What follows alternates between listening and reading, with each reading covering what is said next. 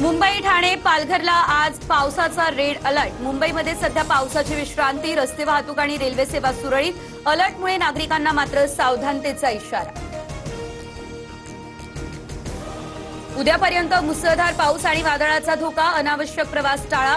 सरकारने दिलेला अलर्ट गांभीर्याने घ्या, मुख्यमंत्री फडणवीसांचं नागरिकांना आवाहन।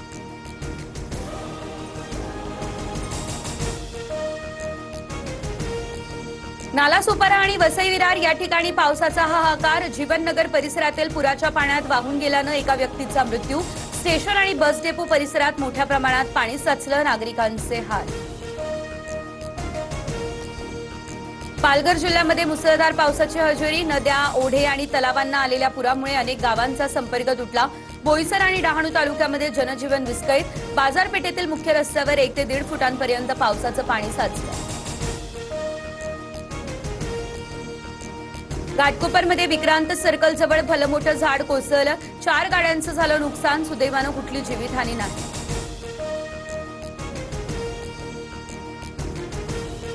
मुसळधार सुरू असलेल्या पावसामुळे भांडूपमध्ये रस्ताच खचला, तर सोनपूर परिसरामध्ये खोदकाम सुरू असलेल्या परिसरात रस्ता खचलाय।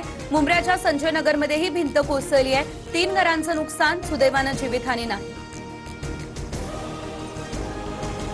राम मंदिर दानचोरी प्रकरणी उद्धव ठाकरेंचा अलगार। दादरमध्ये आज रामरक्षा आंदोलन। ठाकरेंच्या उपस्थितीत दुपारी 4 वाजता होणार महाआरती।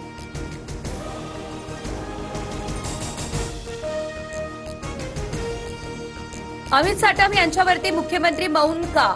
बेफाम वागणाऱ्यांकडून राजीनामे घ्या, राज ठाकरेंचं फडणवीसांना पत्र।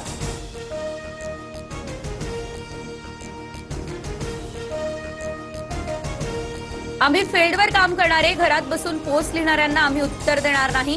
भाजप नेते अमित साटम यांची राज ठाकरेंवर टीका। फील्डवर राहून तुम्ही काय केलं? संदीप देशपांडेंचा पलटवार।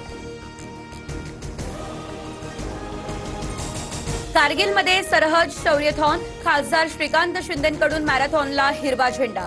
गृहराज्यमंत्री योगेश कदम आणि कारगिलचे डीजीपी आनंद जैन यांची उपस्थिती।